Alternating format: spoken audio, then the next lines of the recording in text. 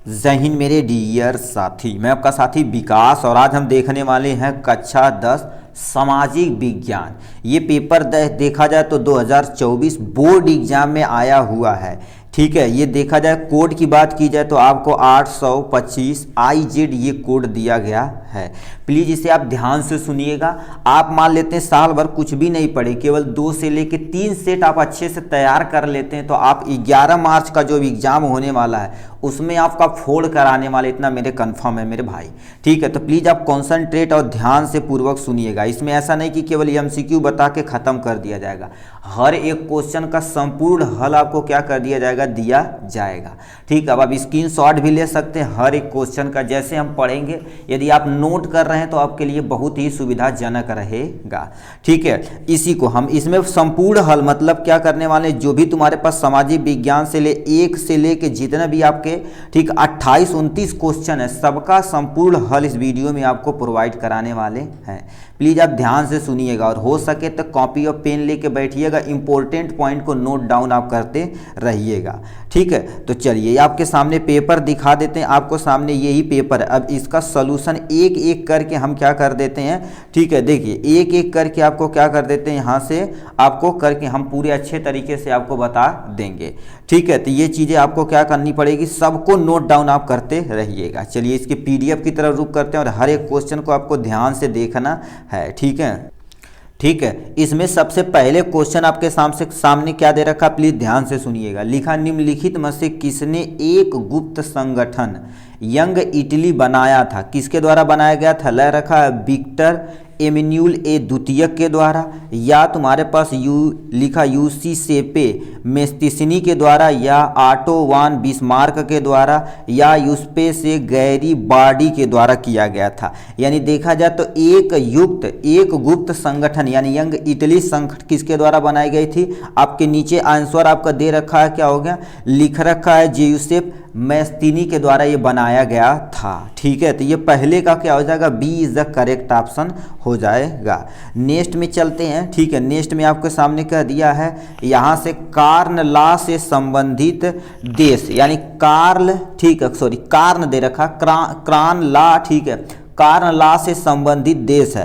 पहला ऑप्शन में दे रखा जर्मनी, दूसरे संयुक्त राष्ट्र अमेरिका, फ्रांस या ब्रिटेन। यानी कार्न लॉ से संबंधित ब्रिटेन ही एक तुम्हारे पास देश है, तो किस पे टिक मार देंगे इसका, यानी आपका दूसरे का इज द बी वाला इज द करेक्ट ऑप्शन हो जाएगा। नेक्स्ट में क्या दे रखा है, यहाँ से आ जाते हैं। कह दिया नेपोलियन बोनापार्ट की पराजय कब हुई थी। नेपोलियन बोनापार्ट की पराजय कब हुई थी। पहला ऑप्शन में क्या दे रखा है, 1810 में, 1815 में, 1817 में, 1818 में। नेपोलियन बोनापार्ट का पराजय जानते हो क्या हुआ था, 1815 में हुआ था। तो इसका ऑप्शन तुम्हारे पास बी वाला option is the correct option हो जाएगा। ठीक है, तो ये वाला बी वाला इज द करेक्ट ऑप्शन हो जाएगा। नेक्स्ट में क्या दे रखा है, यहाँ से आ जाते हैं, यानी चौथा नंबर क्वेश्चन क्या पूछ दिया है, यहाँ पर आ जाते हैं। कह ये का महामंदी का सबसे बुरा असर पड़ा था। देखिए महामंदी हुई थी जब कृषक क्षेत्र पे बहुत ज़्यादा उत्पादन हो गया था, तब महामंदी हुई थी।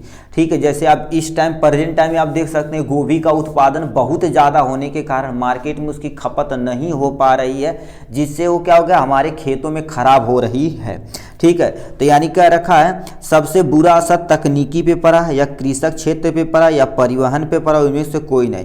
तकनीक क्षेत्र पे कोई भी प्रभाव नहीं पड़ा। सबसे ज़्यादा प्रभाव किस पे पड़ा है, महामंदी जब होती तो कृषक क्षेत्र पे, मतलब जो एग्रीकल्चर करते हैं उन पे फर्क पड़ता है। तो यानी इसका option is the correct option is the B, यानी चौथे का क्या हो जाएगा, बी ऑप्शन क्या हो जाएगा आपका करेक्ट ऑप्शन हो जाएगा। नेक्स्ट में क्वेश्चन क्या पूछ दिया है, ये क्वेश्चन देखा जाए तो इम्पोर्टेंट क्या अति इम्पोर्टेंट है। अब पहला दूसरा तीसरा सेट में एज इट इज देखा जाए तो ये कंटिन्यू पूछा गया क्वेश्चन है। कह दिया गुलामगिरी किसकी रचना है। गुलामगिरी ज्योतिबा बाई फूले की रचना है। पहला ऑप्शन में क्या दे रखा है, ज्योतिबा बाई फूले, डॉक्टर राजेंद्र प्रसाद की, महात्मा गांधी की, या मोतीलाल नेहरू की। तो याद रखना गुलामगिरी देखा जाए तो ज्योतिबा बाई फूले की रचना है, तो ए वाला इज द करेक्ट ऑप्शन हो जाएगा। ठीक है, नेक्स्ट में क्या दे रखा है, यहाँ पर आ जाते हैं छठा नंबर क्वेश्चन के सामने। छठा नंबर क्वेश्चन क्या पूछ दिया, यहाँ से कह दिया है निम्नलिखित में से कौन सा विषय संघ, ठीक है, संघ सूची से संबंधित है, ठीक है, संघ सूची से, क्योंकि संघ में रहना क्या होगा, जो हमारे देश की प्रतिरक्षा करते हैं उनके लिए है।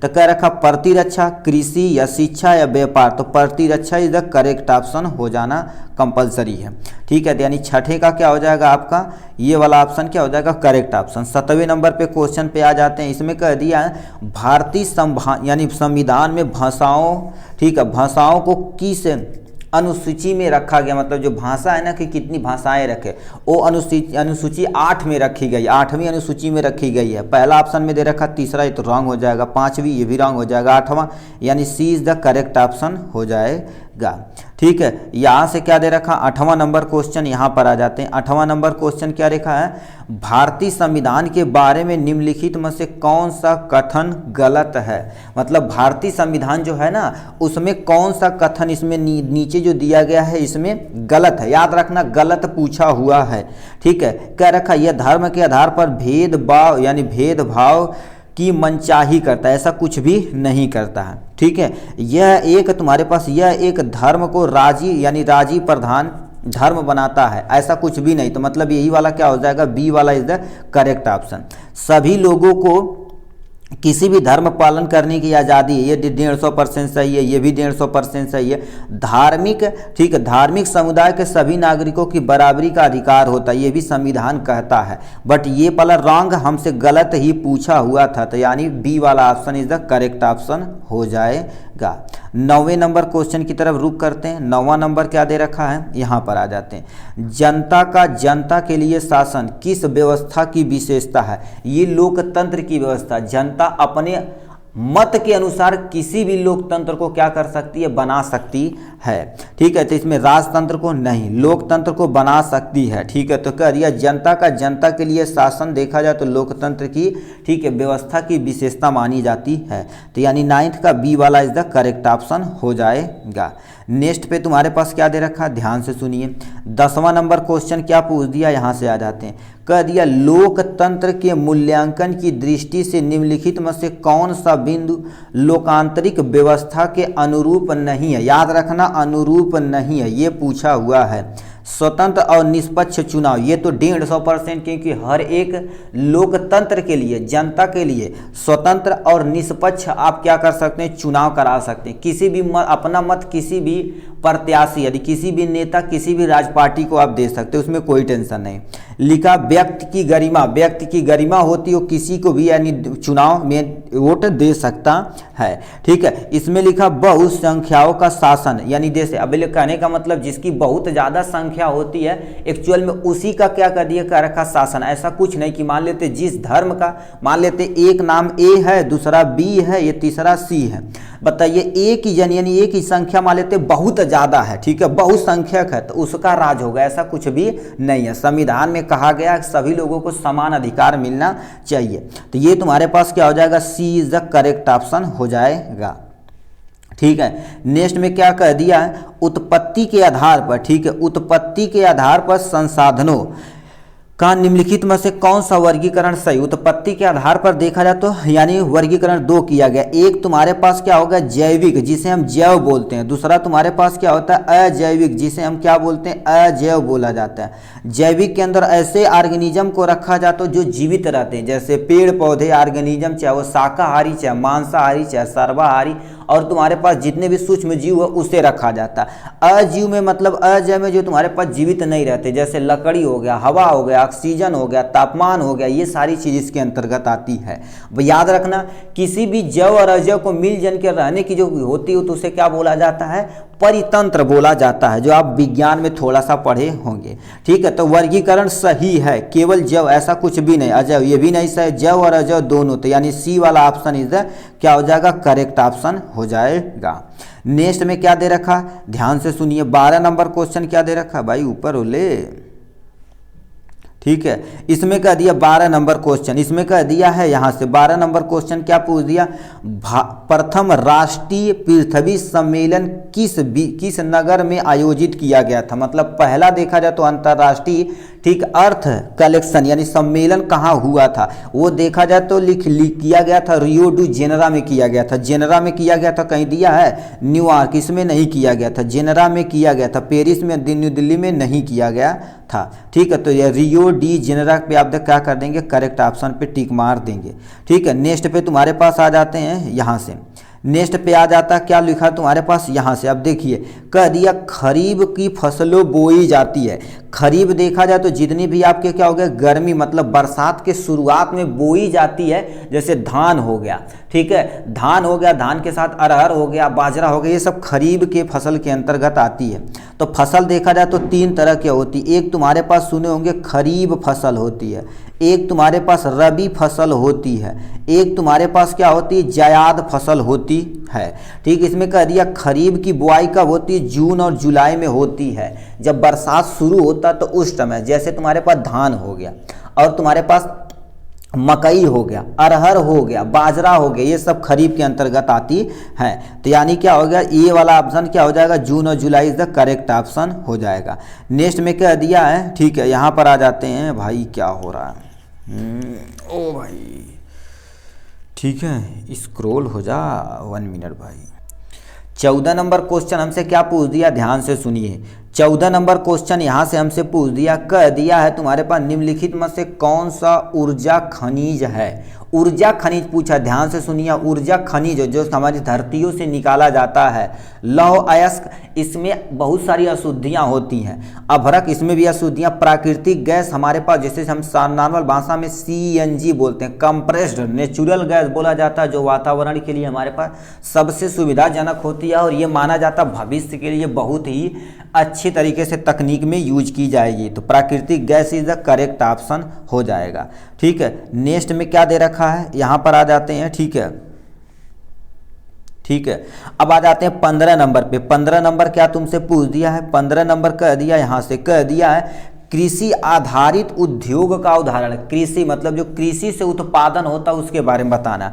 पहले दे रखा ल होता था इस्पात, ये कृषि से उत्पादन के अंतर्गत नहीं आता। ल एक इंडस्ट्रीज है जो फैक्ट्रियों के द्वारा क्या कर दी जाती है, उत्पाद के रूप में बनाया जाता है, अलग अलग चीज़ों को मेल्ट करके अलग अलग चीज़ें बनाई जा सकती हैं। सूती वस्त्र उद्योग, सूती देखा जाए तो तुम्हारे पास क्या होगा, कॉटन कपड़े से प्राप्त की जाती है, जो कॉटन एक बोया जाता है, इसके लिए एग्रीकल्चर की रिक्वायरमेंट होती है, तो एग्रीकल्चर ये है। ठीक है, तो ये वाला क्या होगा, करेक्ट ऑप्शन। रासायनिक देखा जाए तो इंडस्ट्रियल होता है, सीमेंट भी इंडस्ट्रीज में बनाई जाती है। तो यानी क्या हो जाएगा, 15 नंबर का B is the correct option हो जाएगा। ठीक है, नेक्स्ट में क्या दे रखा, 16 नंबर क्वेश्चन क्या पूछ दिया है, कह दिया है भारतीय, ठीक है, यहाँ पर कह दिया भारतीय रेल में, ठीक है, रेल प्रखंडों की, ठीक है, कुल संख्या होती है। प्रखंडे मतलब क्या बोल रही है, जो तुम्हारे पास पटरी उसके बारे में बता रही है। टोटल प्रेजेंट टाइम में देखा जाए तो 18 है। ठीक है, इसके बारे में बोल दिया है। नेक्स्ट में तुम्हारे पास क्या बोल दिया है, यहाँ पर आ जाते हैं 17 नंबर पे।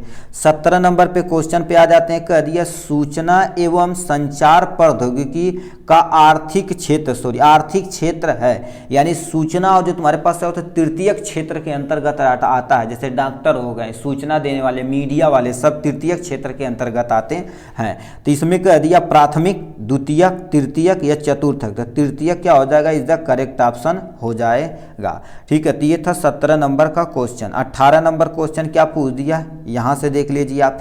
18 नंबर क्वेश्चन यहाँ से पूछ दिया, कह दिया उपभोक्ता सुरक्षा अधिनियम किस वर्ष पारित हुई थी। यानी क्या दे रखा है, देखिए उपभोक्ता, जिसे कंज्यूमर, ठीक है, प्रोटेक्शन एक्ट बोला जाता है, जैसे अभी कस्टमर बोला जाता है। जैसे अभी क्या होगा, बहुत सारा ऐड आता है, जागो ग्राहक जागो, कोई भी चीज़ एक्सपायरी माल आप मत खरीदिए। तो ये सब लोगों को क्या कर जागरूक किया जाता है ग्राहक को। तो उसको यानी एक नियम जारी किया गया कि ग्राहक अपने किसी भी सामान को किसी भी दुकान पे जाके क्या कर सकता है, मोल भाव कर सकता है। यदि नहीं लेना तो नहीं ले सकता, कोई टेंशन नहीं, दबाव दुकानदार नहीं डाल सकता है। ठीक है, तो वो पारित कब किया गया था? 1986 में किया गया था। कब? 1986 में। तो कह दिया 1990, 92, 86, 90 या 95। तो 86 क्या हो जाएगा? इज द करेक्ट ऑप्शन हो जाएगा। ठीक है, तो बी वाला ऑप्शन करेक्ट ऑप्शन हो जाएगा। नेक्स्ट में क्या दे रखा है? ये क्या हो रहा भाई? ठीक है, 19 नंबर क्वेश्चन क्या पूछ दिया, यहां से आ जाते हैं। 19 नंबर क्या क्वेश्चन पूछ दिया? किसी देश का विकास आधारित होता, कोई भी देश है, तुम सोचो कोई भी देश यदि सोचो कृषि से बहुत डेवलपमेंट कर ले तो ऐसा कभी भी पॉसिबल नहीं है। ठीक है, क्योंकि सामाजिक विज्ञान में साफ साफ लिखा है, यदि आप यानी यांत्रिकी पढ़ते होंगे, इंडस्ट्रियलाइजेशन यानी फैक्ट्री देता, फैक्ट्रियाँ बैठाएंगे तो हर एक चीज़ आपके यहाँ प्रोडक्शन होगी। अब एक देश से दूसरे देश उसे विदेशी व्यापार के जरिए बेच भी सकते हैं। ठीक है, इसीलिए सारी चीज़ें पहला दे रखा प्रति व्यक्ति आय पर, मतलब हर एक व्यक्ति यदि कमाएगा तो सेल्फ डिपेंडेंस रहेगा, किसी सरकार पे क्या करेगा नहीं, सरकार के द्वारा मुआवजा दिया जाता है कि इससे इतना, जब प्रेजेंट टाइम में देखा जाए तो अभी चुनाव होने वाला दिल्ली में, तो वहाँ पर क्या कर दे, युवाओं को इतना पैसा पर मंथ, इतना पैसा पर मंथ, हर एक सरकार देखी जाती कर रही है।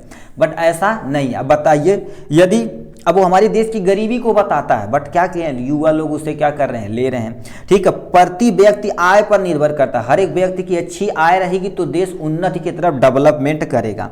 लिखा औसत साक्षरता यानी साक्षरता दर होनी चाहिए, मतलब हर एक पर्सन एटलीस्ट कुछ न कुछ पढ़ा होना चाहिए, एजुकेशन पर्सन होना चाहिए। जैसे अभी केरला हो गया, देखा जाए तो वहाँ कोई ना कोई हर एक पर्सन क्या होगा, कुछ न कुछ क्या होगा, पढ़ा हुआ है। लोगों का स्वास्थ्य स्थिति पर यदि देखो, किसी भी देश में यदि बीमारी फैल जाए तो पैसे की हानि, जन धन की हानि, लोगों की हानि, सब कुछ हो जाएगी। तो स्वास्थ्य होना बहुत अच्छी चीजें हैं, यानी इनमें से क्या हो जाएगा सही, यानी सब ये तीनों यदि रहेगा तो क्या होगा, देश उन्नति की तरफ भागेगा। तो उपयोग सभी क्या हो जाएगा, करेक्ट ऑप्शन हो जाएगा।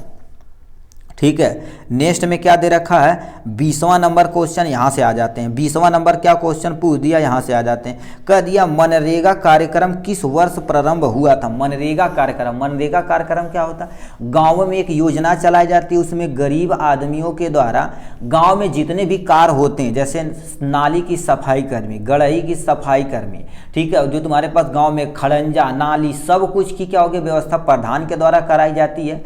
वो कब प्रारंभ हुई थी? तो 2005 में लागू किया गया था। कब? 2005 में लागू किया गया था। 2005 इज द करेक्ट ऑप्शन हो जाएगा यहां से। ठीक है, इस तरह से देखा जाए तो हमने 20 थी एमसीक्यू एकदम पूरे अच्छे तरीके से क्या कर दिया, डिटेल में कवर अप कर लिया। चलिए अब नीचे हम चलते हैं अपने क्वेश्चन आंसर की तरफ, जिसपे हम क्या करेंगे, क्वेश्चन आंसर को अच्छे से देख पाएंगे। ठीक है, ठीक है। ये भाई क्या हो रहा है जी, रुकिए 1 मिनट भाई। ये आपके सामने रहा पहले का आंसर। अब इसमें क्या दिया हुआ ध्यान से सुनिएगा। अब हम पढ़ के सुनाते हैं आपको। कह दिया प्रथम विश्व युद्ध के समय भारत की औद्योगिकी मतलब इंडस्ट्रियलाइजेशन उत्पाद क्यों बढ़ा दिया गया था। देखिए, जब प्रथम विश्व युद्ध हुआ था तो हथियारों की कमी, युवाओं के लिए जूता चप्पल की कमी, और गांवों से युवाओं को पकड़ के ले जा रहा कि देश की रक्षा करिए आप। तो प्रथम विश्व युद्ध तब जाके खत्म हुआ था। तो उसमें कह दिया यदि युद्ध होगा तो जाहिर सी बात जन और धन की हानि होगी, तो उसमें बहुत सारा चीज़ को हमें बढ़ावा देना पड़ेगा। खाने की प्रॉपर व्यवस्था करनी पड़ेगी, उनके रहने खापड़े खाने सबकी व्यवस्था अच्छे से करनी पड़ेगी। तो पूछा क्यों बढ़ावा दिया गया था, इसका आंसर बताना पड़ेगा। तो इसमें लिखा है पहले विश्व युद्ध तक औद्योगिकी विकास धीमा रहा। मतलब जब प्रथम विश्व युद्ध हुआ था तो उसके एंडिंग में, जब द्वितीय विश्व युद्ध होने से पहले हम सारी व्यवस्था कर लिए थे। युद्ध एक है तुम्हारे पास नई स्थिति उत्पन्न करता है। जाहिर सी बात, आप कभी भी आपको लगता है कि हम क्या कर सकते हैं, युद्ध के जरिए किसी देश से जीत सकते हैं। देखिए, युद्ध से जीत सकते हैं तो सही है, बट उसमें हर एक देश की, मतलब अभी जैसे रसिया यूक्रेन में हो रहा, तुम सोचो वहाँ की स्थितियाँ बहुत खराब हो गई हैं, वहाँ नागरिक बेचारे मर रहे हैं। तो हर एक देश की आर्थिक व्यवस्था उसमें गड़बड़ हो जाती है, यानी देखो नई स्थिति को उत्पन्न करती है। ब्रिटिश कारखाने, ठीक है, कारखाने सेना की जरूरतों को पूरा करने के लिए युद्ध संबंधी उत्पाद में व्यस्त है। मतलब देखिए, युद्ध होगा तो उससे सेना से जो भी जरूरतें रहेगी उसे बनाया जाएगी। ठीक है, इसलिए भारत में लिखा मैनचेस्टर के माल का, ठीक है सुनिए, देखिए माल का आयात कम हो गया था, मतलब वो दूसरे देश से एक दूसरे देश से भेजना कम हो गया था। फिर इसमें क्या होता है, भारतीय बाजारों को रातों रात एक विशाल देसी बाजार मिल गया था, मतलब रातों जैसे, क्योंकि उसे ज़्यादा से ज़्यादा सामान चाहिए तो हम बनाएंगे ना, कि अभी जैसे मान लेते हैं आपको, ठीक है, गांव पे मेला है तो कोई भी व्यक्ति यदि दुकान लगाएगा तो सोचेगा आज हमें इतना इतना चीज़ प्रोडक्शन करके रात में तैयार कर देना, सुबह हमें बेचना है। तो ये चीज़ क्या हो गया, नया बाजार मिल गया था। फिर क्या दे रखा, नए नए कारखाने लगाए गए थे, ठीक। युद्ध लंबे समय तक चला जिसके फलस्वरूप भारतीय कारखानों की भारतीय कारखानों में भी फौज के लिए जूते, ठीक है, जूट की बोरियां, फौजियों के लिए वर्दी, कपड़े, और क्या हो गया, टेंट, क्योंकि देखा जाए तो जो वर्दी वाले हमारे जो युवा सेना रहती है वो टेंट लगा के रहती है, तो टेंट की व्यवस्था करिए। चमड़े की प्रॉपर अच्छे तरीके से जूते चाहिए जो एकदम से हाई क्वालिटी की होनी चाहिए।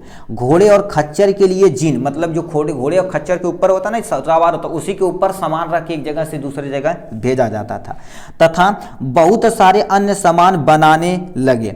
पुराने कारखानों में उत्पाद बढ़ाने के लिए कई पालियों में काम करना, देखो क्योंकि प्रोडक्शन बढ़ाना तो कई पालियां बना दी जाएंगी और वर्कर की संख्या बढ़ा दी गई थी। बहुत सारे नए मजदूरों को काम पर रखा गया था, प्रत्येक मजदूरों से पहले से ज्यादा काम करना पड़ता था। यही कारण था कि प्रथम विश्व युद्ध के दौरान भारत की औद्योगिकी उत्पादन बढ़ गया था, ठीक है। ये तुम्हारे पास क्या होगा, इतना आपको चाहे पॉइंट वाइज में लिखिए चाहे आपको क्या करिए इतना लिखना पड़ेगा।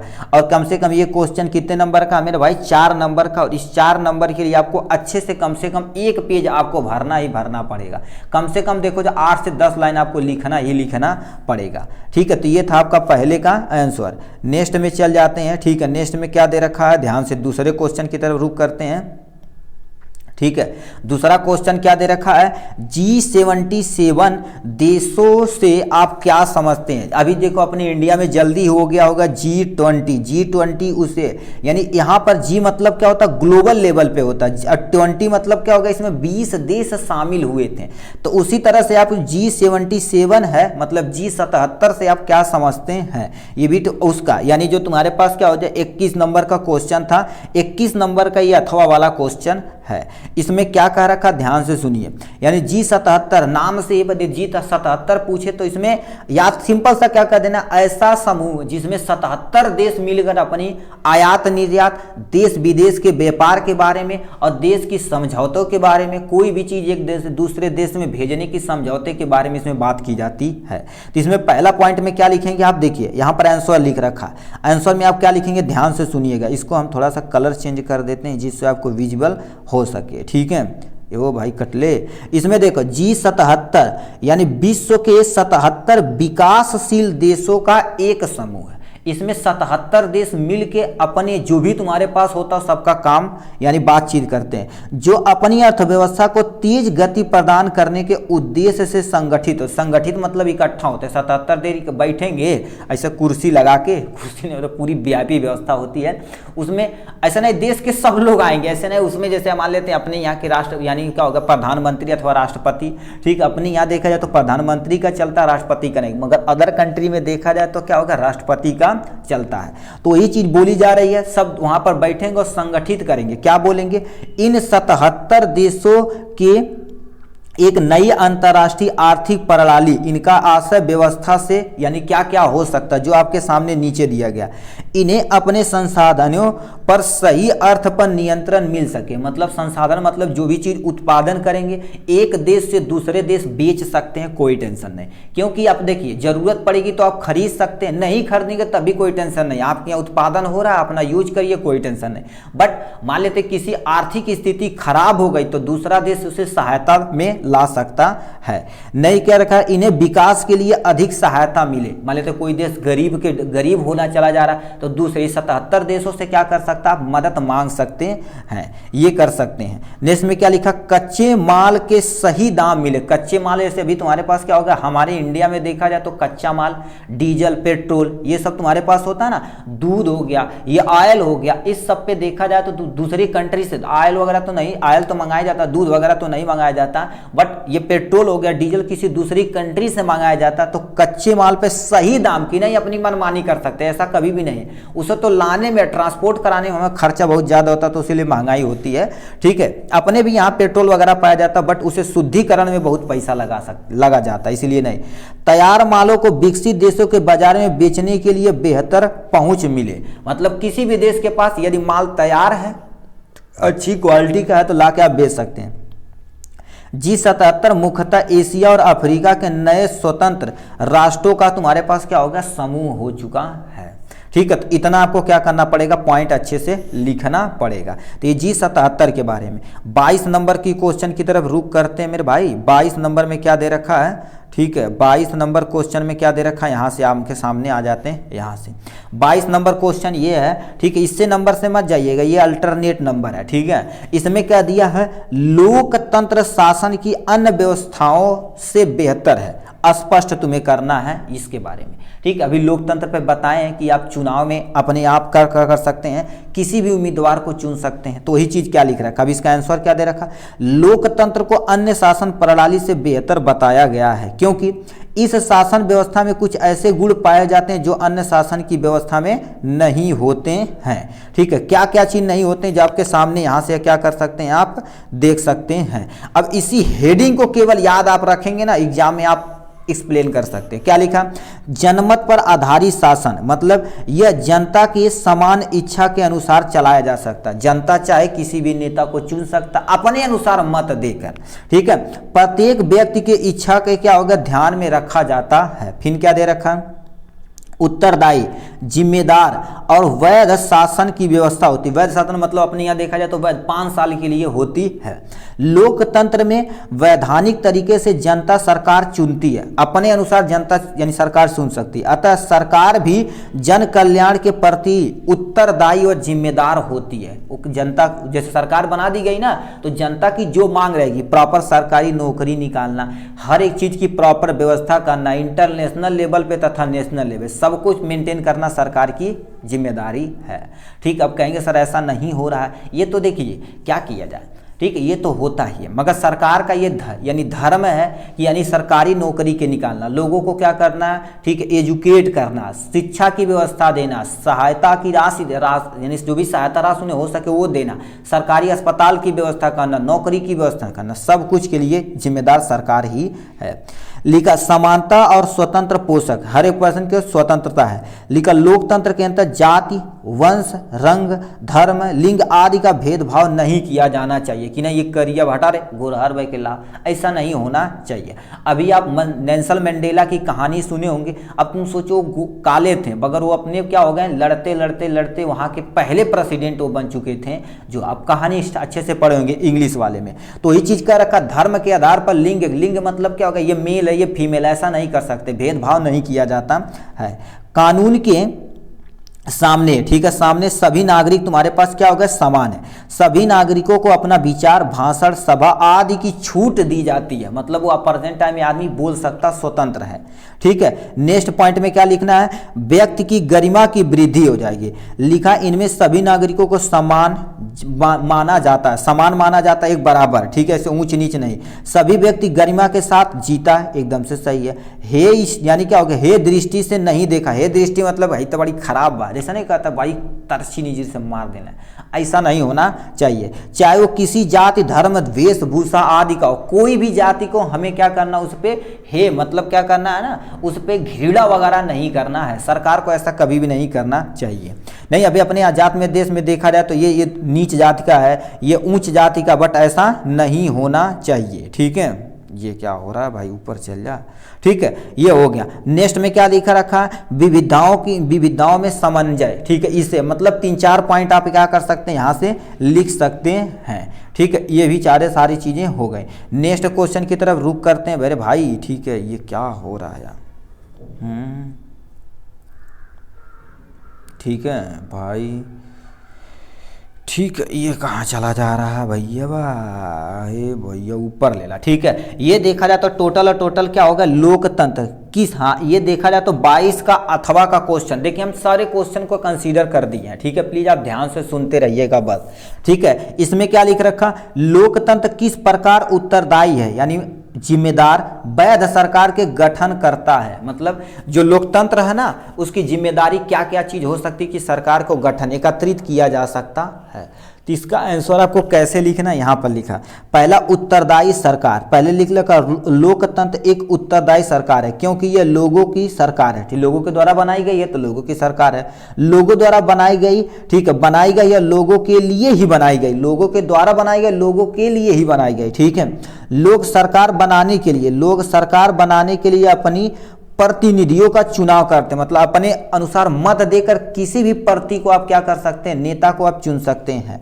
प्रतिनिधि लोगों के प्रति यानी क्या होते हैं, जिम्मेवार होते हैं। लोगों का यह अधिकार है कि यदि प्रतिनिधियों की कामकाज से संतुष्ट नहीं है तो प्रतिनिधि को बदला जा सकता है। जैसे अभी कहते हैं ना, अरे चला इनके 5 साल देख ला, दूसरे फिर देखा जाए, ऐसा होता ना कि ये यानी आपका क्या हो गया, ये आपकी जिम्मेदारी अपने अनुसार कर सकते हैं। आप कहेंगे सर हम कैसे कर सकते हैं, अब 18 साल बाद जब हो जाएंगे तो वोटर लिस्ट में नाम आएगा तो अपने अनुसार मत दे सकते हैं, सरकार को भी बदल सकते हैं, ठीक है। तो वही चीज यहाँ से बोला जा रहा है, लिखा है जिम्मेवार सरकार लोकतंत्र सभी यानी प्रक्रियाओं को मानकर निर्णय लेती है, सभी प्रक्रियाओं को मानकर निर्णय लेती है सरकार, है ना। कोई निर्णय लेना रहेगा तो सभी चीजों को मान के ही निर्णय लिया जाता है। लोकतंत्र में, ठीक है, लोकतंत्र में लोगों को यह जानने का अधिकार है कि निर्णय पूरे, ठीक है, पूरे कायदे कानून के अनुसार किए गए हैं और ये इसे ही पारदर्शिता बोला जाता है, ठीक है। यह चीज अक्सर तुम्हारे पास गैर लोकतंत्र सरकार में नहीं होती। कहने का मतलब क्या, कोई भी चीज निर्णय लेना, जैसे मान लेते हैं हमें यहाँ कोई चीज बनाना है तो सरकार की या सुप्रीम कोर्ट की अनुमति आती, यहाँ पर आप बना सकते हैं। यदि मान लेते किसी पर्सन को आपत्ति है तो दोबारा हाई कोर्ट जाके क्या कर सकता है, जब तक सुनाया नहीं जाएगा कि ये सारी चीजें हो गई हैं, इतना करना है, तब तक वो नहीं कर सकता। ये पूरी तरह से यानी प्रतिदर्शा होती। जैसे अभी कोई रोड बनना है ना तो रोड पे क्या कर देते हैं, रोड बना दिया गया है ना, ठीक है, रोड बना दिया गया है तो उसमें कितना किलोमीटर बनाया गया है, क्या क्या चीज यूज किया गया, कितनी लागत है, सब एक पारदर्शिता हमें दिखानी पड़ती है, ठीक है। अब सर कहेंगे इतना सारा होता नहीं है, देखिए ये किताबों में कुछ लिखा होता बट होता कुछ अलग ही है, ठीक। अपने देश की स्थितियां आप जान ही रहे हैं, ठीक है। मतलब सारी चीजें अभी देखो बिहार में क्या हो गया, बीपीएससी के छात्र क्या हो गए, बैठे तो उन पे धरना प्रदर्शन पे लाठीचार्ज की गई है, मारा गया बल भर। यही अपने देश की है, पहले तुम फॉर्म डालो, उसके बाद क्या करो, पढ़ाई करो, उसके बाद जब एग्जाम होगा तो चीटिंग हो जाएगी तो नकल के लिए धरना प्रदर्शन, मान लेते हो किसी तरह से क्लियर हो गया तो रिजल्ट के लिए होगा, फिर रिजल्ट जब निकालेंगे उसमें धांधली, फिर धरना प्रदर्शन, फिर लाठी खाओ, तब जाके कहीं नौकरी करे, अच्छा 4-5 साल बाद मिलेगी। यही अपनी देश की स्थिति अब देख सकते हैं। और यदि ज़्यादा बोले तो किसी बड़े आदमियों के द्वारा आप क्या कर देंगे, अच्छे से पीट भी दिए जाएंगे, ठीक है। तो ये सीधे होती, बट किताबों में लिखा तो आपको भाई पढ़ना ही पड़ेगा, ठीक है।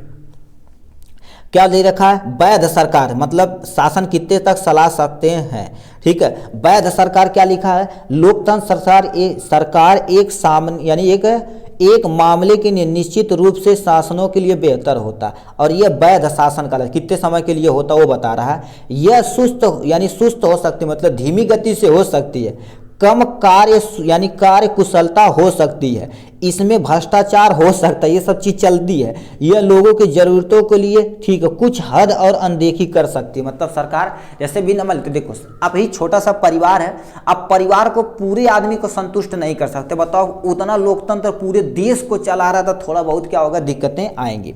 फिर क्या लिख रखा, लेकिन, ठीक है, लेकिन लोकतांत्रिक शासन व्यवस्था लोगों को अपनी शासन व्यवस्था है, ठीक है। इसी कारण पूरी दुनिया लोकतंत्र के विचार के प्रति जबरदस्तन समर्थ के भाव है, ठीक है। वो यदि सुना दिया तो मानना पड़ेगा।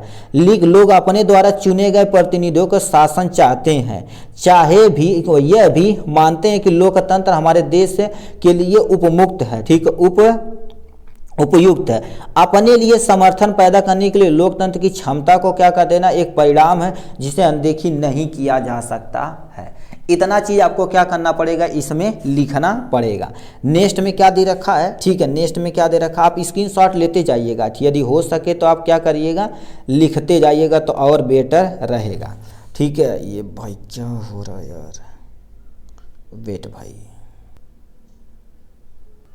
ठीक है। नेक्स्ट में हमसे क्या क्वेश्चन पूछ दिया है, ये देखा जाए तो कितना नंबर क्वेश्चन है, 23 नंबर क्वेश्चन है। 23 नंबर में क्या क्वेश्चन पूछा, वैश्वीकरण से आप क्या समझते हैं, भारतीय उद्योग पर इसके प्रभाव का तुम्हें उल्लेख करना। कितने नंबर का है ये, 4 नंबर का, कम से कम 80 शब्दों में लिखना रहेगा। 80 शब्द मतलब इसे लिख जोड़ जोड़ के नहीं लिखना चाहिए, एक शब्द 2 शब्द, अनुमानता लगा देना कि आधा पेज से कम ऊपर होना चाहिए, ठीक है। तो इसमें क्या लिखा है, वैश्वीकरण का मतलब है कि विभिन्न देशों और तुम्हारे पास क्षेत्रों के बीच व्यापार, निवेश और तकनीकी सहयोग की वृद्धि होनी चाहिए, उसी को वैश्वीकरण कहते हैं। कहने का मतलब एक देश दूसरे देश से क्या कर सकता है, बीच व्यापार कर सकता है, निवेश मतलब आयात निर्यात कर सकता है आराम से, तकनीकी सहयोग मतलब जैसे आप मान लेते हैं एक देश दूसरे देश को हथियार बेचा जा सकता है, जो सबसे ज्यादा क्या होता है इसमें पैसा होता है।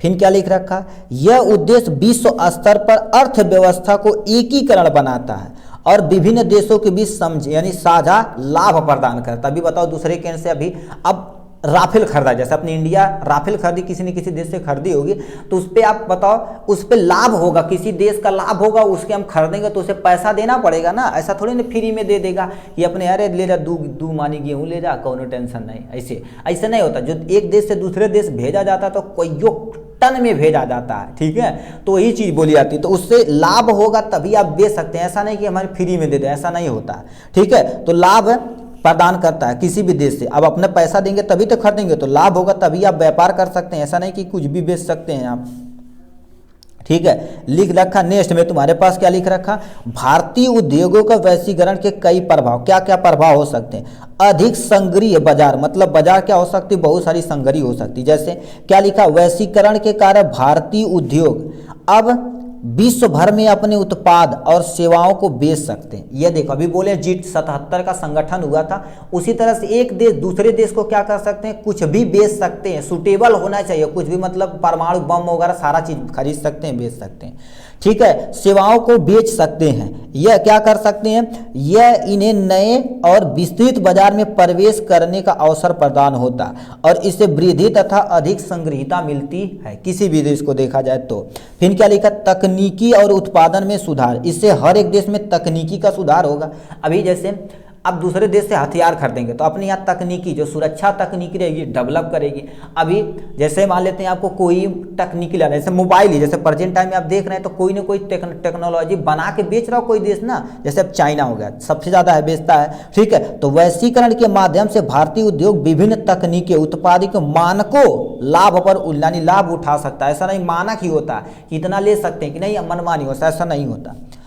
ये अन्य देशों के साथ तकनीकी सहयोग करके अपनी उत्पादकता को क्या करते हैं, बेहतर बनाया जा सकता है। अभी जैसे प्रेजेंट टाइम में एमआई की आप मोबाइल चला रहे हैं मान लेते हैं, एमआई, रियलमी, ओप्पो कुछ भी चला सकते हैं, मान लेते हैं आप OnePlus ही चला रहे हैं, ठीक है। तो ये देखा जाए तो किसी न किसी दूसरी कंट्री से आप खरीद के ला रहे हैं, ठीक है, अपने यहाँ रखा जाता तो उसे दूसरे यानी बेचा जाता है, ठीक है, बेचा जाता तो वो लाभ होना चाहिए, उससे दोनों क्या होगा, उत्पादक को बेहतर बनाया जा सकता है, हर एक तकनीक को सहयोग मिलेगी, ठीक है। फिर क्या लिखा, सेवा उद्योग में वृद्धि हो जाएगी। सेवा उद्योग में मतलब कुछ ऐसे चीज होते हैं जो रोजगारों को क्या कर दे, बढ़ावा दे सके। फिर क्या लिखा, वैश्वीकरण के कारण भारतीय सेवा उद्योग अन्य देशों की सेवा प्रदान करने का अवसर मिलता है। जैसे अभी देखा जाए, ठीक है, अभी मान लेते हैं डॉक्टरी करके किसी दूसरे देश में भी जा सकते हैं आप, वहाँ दूसरे देश से भी पढ़ाई करके डॉक्टरी का अपने भी यहाँ देश आ सकते हैं, ये सारी चीज कर सकते हैं। यह इनके लिए नए रोजगार का स्रोत बनता है और आय को क्या करता है, आय बढ़ता है, ठीक है। नेक्स्ट में क्या लिख रखा है,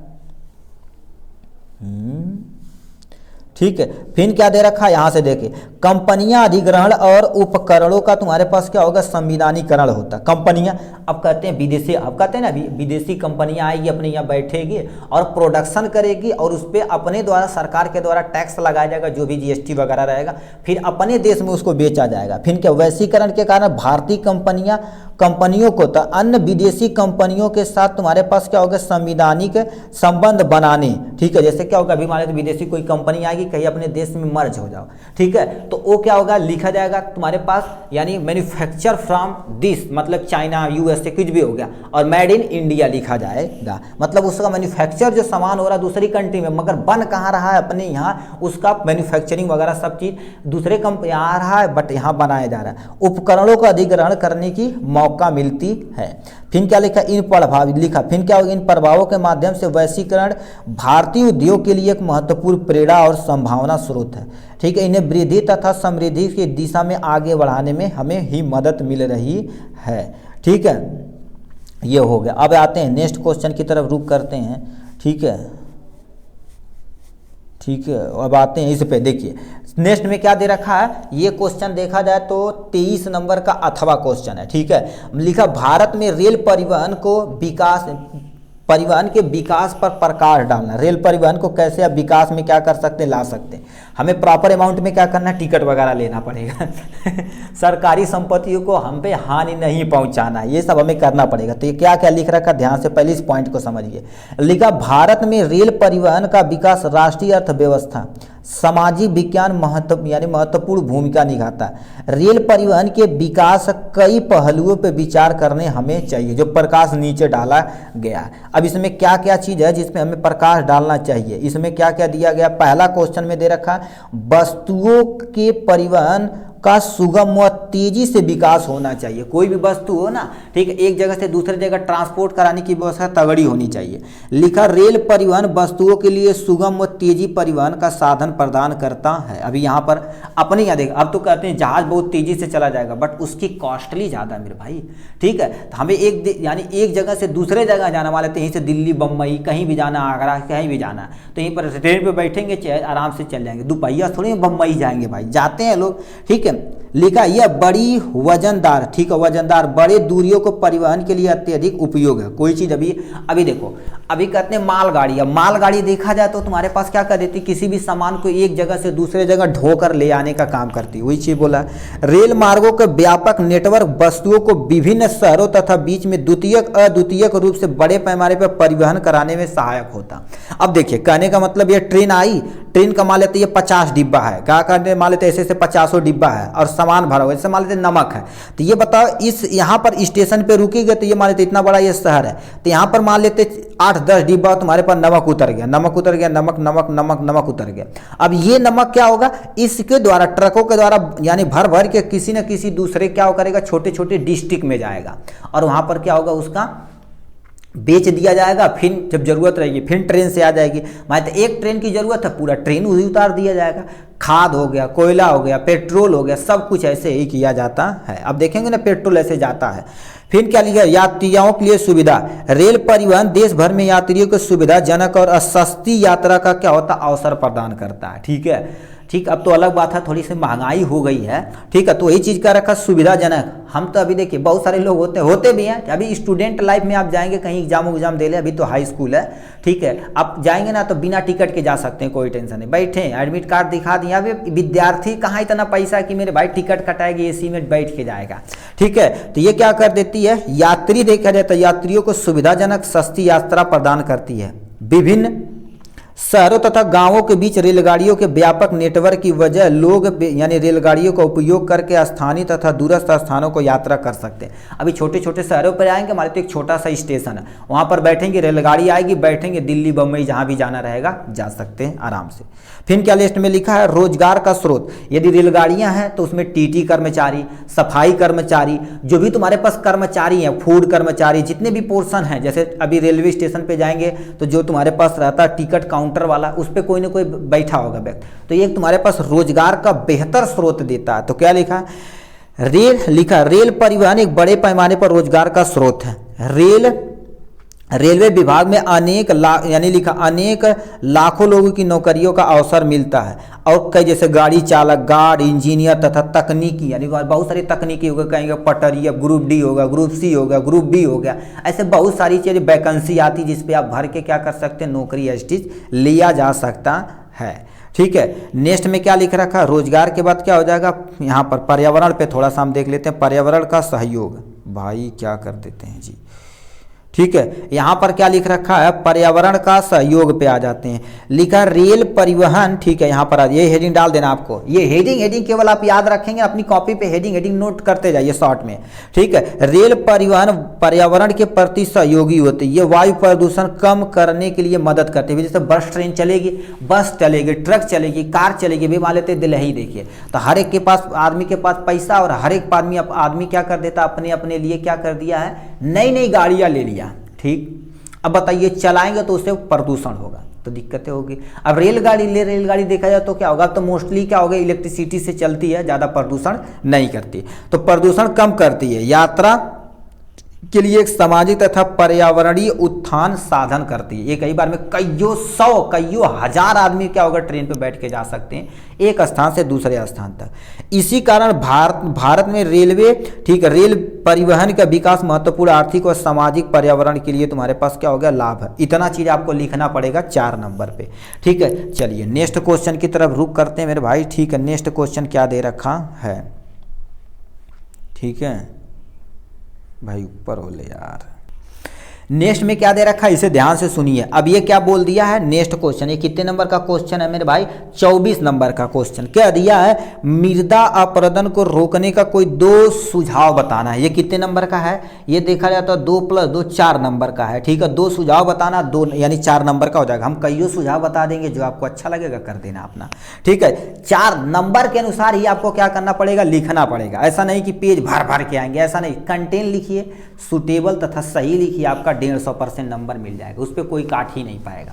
इसमें क्या लिखा है, ठीक है, वो अपर्दन मतलब क्या होगा, कटाव। जैसे अभी जैसे मान लेते हैं आप खेत में गेहूं सींच रहे हैं, तो गेहूं में जहां डिलीवरी रखी जाती है, आप कहेंगे डिलीवरी एक पाइप की तरह होता है, डिलीवरी जहां रखी जाती है देखेंगे वहां पर मिट्टी कट के इधर उधर चली जाती है। उसी कटाव को बड़े लेवल पे जो कैसे रोका जाता है, उसको हमें लिखना पड़ेगा। ऐसा नहीं कि हम बोरिया बिछा देंगे, ऐसा नहीं, बल्टी रख देंगे, खांची रख देंगे, तसला रख देंगे, ऐसा नहीं होता। मिट्टी अपरदन को क्षय को रोकने के मृदा उपजाऊ को बनाने के लिए क्या होता है, मृदा संरक्षण कहते हैं। मृदा संरक्षण मान लेते कोई पूछा तो क्या होगा, लिखेंगे मिट्टी के अपरदन या क्षय को रोकने तथा मृदा को उपजाऊपन को बनाए रखना मृदा संचारण कहलाता है।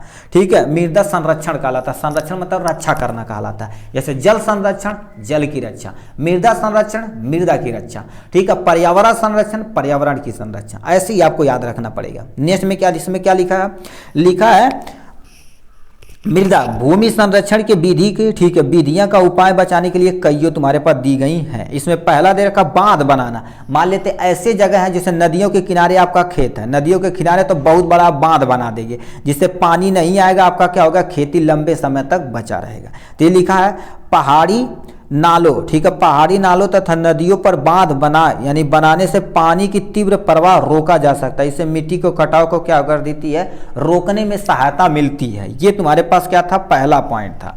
नेक्स्ट पॉइंट में क्या लिख रखा है, ठीक है, इस पे हम आते हैं, नेक्स्ट पॉइंट पे आ जाते हैं। ठीक है, कह दिया नेक्स्ट पॉइंट में वृक्षारोपण करना, मतलब अधिक से अधिक हमें क्या करना, पेड़ लगाना है। तो यहाँ पर क्या लिखा, मृदा कटाव को रोकने के लिए अधिक से अधिक क्या कर देना है, वृक्षारोपण के बहते हुए जल को शिथिल हो सकता है और मिट्टी को कटाव को बांध पहुंचाता है। जैसे भी रोड के किनारे देखेंगे ना, तो बहुत सारे पेड़ लगाए जाते हैं। क्योंकि पेड़ क्या कर देते हैं, वहां से मिट्टियां न हटे, इसीलिए लगाई जाती हैं। वनों की रक्षा करना, देखो वनों की रक्षा करेंगे जिससे हमारे पास मृदा का अपरदन की संरचना हो जाएगी। तो मिट्टी के कटाव को रोकने के लिए हमें क्या करना पड़ेगा, यह नियंत्रित करना पड़ता है। ठीक है, नेक्स्ट में क्या दे रखा है, यहाँ से पशुचारण पर क्या कर देना, हमें नियंत्रण करना। पशुचारण मतलब जैसे मान लेते यदि पशुएं बहुत ज़्यादा यदि चरेंगे तो उनके पैरों के द्वारा मिट्टी क्या होगी, खोदी जाएगी धीरे धीरे, और हवा के द्वारा, पानी के द्वारा, बाढ़ के द्वारा वो मिट्टी एक जगह से दूसरे जगह हट के चली जाएगी। तो यही चीज़ लिखा गया। अनियमित, ठीक है, अनियमित पशुचारों से भूमि नंगी हो जाती है और पशुओं के खूरों से मिट्टी क्या हो जाती है, ढीली पड़ जाती है, और सरकार को क्या होगा, चराई क्षेत्र पर पूरा नियंत्रण करना चाहिए। ठीक है, ऐसा नहीं कि पूरा चरैया पे नियंत्रण कर देना, ऐसा कुछ भी नहीं है भाई। ठीक, अब चराई रहेगा तो क्या अगर गांव में जब पुलिस जाएगी, भाई चराओ तारा मारा कनवा लाल हो जाएगी, जा पड़े। ठीक है, तो ऐसा नहीं होता, कुछ भी ऐसा नहीं हो सकता, हमें अपने से कंट्रोल करना चाहिए। लिखा पहाड़ी भागों में सीढ़ी नुमा खेती बनाना चाहिए, मतलब जो ढालू वाली पहाड़ी एरिया वो वहाँ पर सीढ़ी नुमा खेती। अब सीढ़ी मतलब लगा नहीं देना चाहिए, क्यारी ऐसे पतली पतली क्यारी होनी चाहिए, ठीक है। नेक्स्ट में क्या लिखा है, खेतों में मेड़ बनाना चाहिए, मेड़ बनाना चाहिए। अब अभी कहेंगे तुम्हारे पास ऐसे ऐसे ऐसे सांप नुमा बनाते हैं, ठीक है, जिसे बराही बोला जाता है गाँव पे, ठीक है, तो ऐसा बना देना चाहिए। और जैसे मान लेते हैं रुकावट, पानी के फ्लो को रोकने के लिए ऐसे ऐसे हमें क्या कर देना चाहिए, मेड़ बनाना चाहिए। मेड़बंदी होती है ना, अभी जैसे गेहूं का सीजन आने से पहले मेड़बंदी अच्छे तरीके से होती है, ठीक है। अभी धान वाला सीजन आएगा, ठीक है, धान वाला भी गेहूं कट जाएगा ना, तो धान के सीजन में एक जब बारिश होगी तो अच्छे से मेड़बंदी की जाती है कि पानी प्रॉपर रुक सके, तो वो सारी सुविधाएं आप कर सकते हैं, ठीक है। नेक्स्ट में क्या लिख रखा है, इसको आते हैं, ठीक है। नेक्स्ट में क्या दे रखा है भाई, इस पे आ जाते हैं, ये क्या हो गया जी, ठीक है। अब यहाँ से हम क्या कर देते हैं, नेक्स्ट क्वेश्चन का आंसर देख लेते हैं। ये क्वेश्चन कितने नंबर का है, 24 नंबर का अथवा क्वेश्चन है, ठीक है। ये 24 नंबर का अथवा क्वेश्चन है। इसके बाद हमारे पास बहुत सारा, यानी अभी दूसरा क्वेश्चन भी, अभी तो ये 4-4 नंबर का चला, 6 नंबर का भी क्वेश्चन आएगा अपना टाइम आएगा, ठीक है, तो इससे हम करेंगे। नेक्स्ट में क्या लिख रखा है, इसमें लिखा चतुर्थक क्षेत्र अन्य क्षेत्रों से कैसे अलग है, 2 उदाहरण सहित तुम्हें क्या करना, व्याख्या करना 80 वर्डों में 4 नंबर का। अब क्या लिख रखा पहला, चतुर्थक क्षेत्र अन्य क्षेत्रों को कुछ विशेषता अलग है। यह विशेषता इन कामकाज उद्देश्य संगठन की विशेषताओं पर आधारित है, जो नीचे 2 व्याख्या हमने कर दिया है, ठीक है। प्लीज ध्यान से सुनिएगा। इसमें क्या ले रखा है, पहला निजी क्षेत्रों का तुम्हारे पास क्या लिखा है, प्राधिकरण क्षमता, निजी क्षेत्र हो गया, और उद्देश्य और कामकाज की विशेषता। इसमें पहले लिख रखा है चतुर्थक क्षेत्र, जैसे कि शिक्षा, अब देखिए बोले थे ना चतुर्थक शिक्षा आती है, स्वास्थ्य आता है, में निजी क्षेत्र के प्राधिकरण की क्षमता अधिक होती है। उदाहरण के लिए निजी स्वास्थ्य सेवा संपत्ति अस्पताल की बात की जाए, और तुम्हारे पास आपूर्ति और तुम्हारे पास प्रबंधन के निजी क्षेत्र का सौंपा जाता है, जबकि तुम्हारे पास क्या होगा, सार्वजनिक क्षेत्रक में सरकारी अस्पताल का प्रबंधन तथा आपूर्ति सरकार द्वारा किया जा सकता है। कहने का मतलब क्या कह रखा, जैसे हॉस्पिटल देखा जाए, अभी देखिए सरकारी में सारी सुविधाएं प्रेजेंट होती, बट डॉक्टर लोग क्या करते हैं, सही से उसका इलाज नहीं करते बट बहुत ज़्यादा भीड़ रहती है, उस पर क्या कर देते हैं, उनको अनियंत्रता नियंत्रण बनाए रखने में थोड़ा सा ज़्यादा रिक्वायरमेंट होती है कर्मचारियों की, ठीक है, बट वो करते नहीं है। बट जो प्राइवेट होते हैं, काम जाओ फट से पैसा दो सब काम हो जाएगा भन से, ये हो जाता है, ठीक है। क्या लिख रखा, उद्देश्य और कामकाज, यानी कामकाज की विशेषता लिखा, चतुर्थक क्षेत्र में उद्देश्य के कामकाज की विशेषता होती है, जो अपने विशेष लक्ष्यों को प्राप्त करने में सहायता होती है। उदाहरण के लिए क्या होगा, वाणिज्य क्षेत्र, मतलब जो कॉमर्स वाले रीजन है उसमें बता रहा, मुख्य धारक लाभ का कमाना होता है। पहला चीज, कोई भी चीज हो लाभ कमाना कंपलसरी है, ठीक है। जबकि चिकित्सा क्षेत्र का तुम्हारे पास मुख्य उद्देश्य रोग प्रतिरोधक क्षमता को क्या कर देना, रोकना, और रोगों का क्या करना, इलाज करना। अब जैसे सरकारी देखा जाए तो सरकारी फ्री ऑफ कोर्स होता है, ठीक है, फ्री ऑफ कोर्स होता है। आप क्या कर सकते हैं, जैसे मान लेते हैं आप कोई कॉमर्शियल क्षेत्र पे, निजी पे जाएंगे ना तो वहाँ पर पैसा कॉमर्शियल लेवल पे, जैसे भी गए तुरंत भाना से 2-3 नर्स आएंगे, सब लोग ग्लव्स पहन लेंगे, 60-6-18 180 रुपये आपके खाता में लिख देंगे, छुएगा एक आदमी, ठीक है। इससे हमें चोट लगी थी, ऐसे मान लेते गैरा साइकिल से जा रहे थे, चोट लग गई मुंह पे, ठीक है, तो उस पर तुम्हारे पास गए, छोटा सा प्राइवेट हॉस्पिटल था, 3 नर्स आए, भन तीनों लोग ग्लव्स पहन लिए, भाई खतरनाक। हम कहें यार थोड़ा सा ओठ के नीचे फटा था और आए वो बीटाडीन लगा के यहाँ पर रुई रख दी, थोड़े समय के बाद नाक से थोड़ा सा ब्लड, नाक को साफ कर दिए, कहा मतलब छूने वाला केवल एक नर्स थी, दोनों नर्स ग्लव्स उतार के फिर क्या कर दिए, साइड में कर दिए, और ठीक है वो हमसे कहीं कि मतलब टोटल 800 बिल बैठा दिए। हम कहें भैया 800 कौन एक हो गई हो, तब फिर जान पहचान वाले थे, कहें कि अच्छा कितना ग्लव्स लगाओ, जोड़े ओड़े के, अच्छा 200 रुपया दो, तो 200 रुपये हम पेमेंट करके चले आए। अब तुम सोचो क्या रिक्वायरमेंट थी सबको ग्लव्स पहनने की, अब कहेंगे नहीं मगर आधा तो फैशन में चूर है, ठीक है, तो वही चीज़ बोला जा रहा है, ठीक है। यहाँ पे फिर क्या हो गया, इस प्रकार चतुर्थक क्षेत्र अन्य क्षेत्रों से क्या होती है, अलग होती है। प्राइवेट में केवल लूटागिरी है मेरे भाई, ठीक है। फिर क्या लिखा है, इसीलिए कामकाज उद्देश्य संगठन की विशेषता होती है, जो इनके विशेष लक्ष्यों को प्राप्त करने में मदद करती है।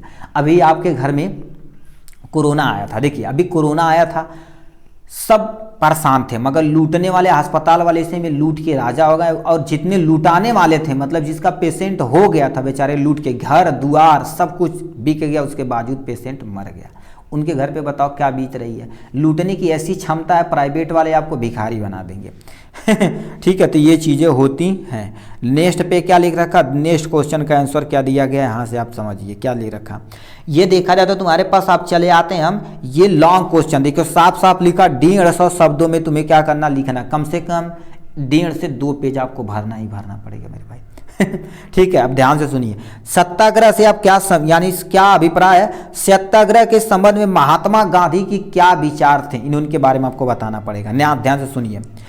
सत्याग्रह के विचार का मूल आधार, गीता तू आजा भाई। सत्याग्रह का मूल आधार तुम्हारे सत्य की शांति पर आग्रह और सत्य की खोज करना था। गांधी जी का मेन उद्देश्य यही था। गांधी जी प्रबल समर्थक थे।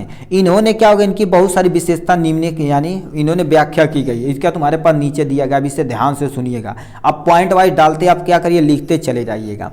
लिखा है, अगर आपका उद्देश्य सच्चा है, यदि आप संघर्ष अन्याय के खिलाफ है, मतलब अन्याय के मतलब सत्य जो असत्य के लिए लड़ता है, उत्पीड़न के मुकाबला करने के लिए आपको किसी शारीरिक तथा बल की आवश्यकता नहीं थी। ये गांधी जी ने, तो सोचो एक धोती में, आधा धोती पहनते थे, आधा धोती लपेट के पूरे देश की यात्रा कर डाले थे भाई, खतरनाक बनाई थे। बल की आवश्यकता नहीं होती यदि आप सच्चे इंसान हैं तो। पहला नेक्स्ट में क्या लिखा, प्रतिशोध की भावना और आक्रामकता की सहायता यानी सहारा लिए बिना सत्याग्रह यानी सत्याग्रह, ठीक है, सत्याग्रही मतलब जो सत्य के मार्ग पे चलते हैं, केवल अहिंसा के सहारे ही हिंसा यानी कि अपने संघर्ष पे सफल हो सकता है। मतलब वो व्यक्ति जो सत्य की मार्ग पे चलता हो हमेशा हमेशा हमेशा क्या कर सकता है, अच्छा चीज अचीव कर सकता है। यदि आप भी हैं, आज ही से क्या कर देते हैं, आप अच्छे से पढ़ाई करते हैं, ठीक है कि नहीं, आप मम्मी पापा से मांग लिए मोबाइल कि ये देखने के लिए वीडियो, अब बैठ गए पिक्चर देखने के लिए, 2 पिक्चर निपटा दिए, 3-3 6 घंटा, सुबह हो गया काम हो गया खराब। तो ऐसा नहीं करना। देखिए आपको मान लेते हैं, आपसे ही आज निर्णय ले लिए कि हमें 95+ लेकर आना है, तो आज ही से देखिए, नहीं कहते हमारा वीडियो देखिए, किसी का भी वीडियो देखिए, आप कोई टेंशन नहीं, बुक पढ़िए, कोई भी बुक देखिए। अच्छा ये क्वेश्चन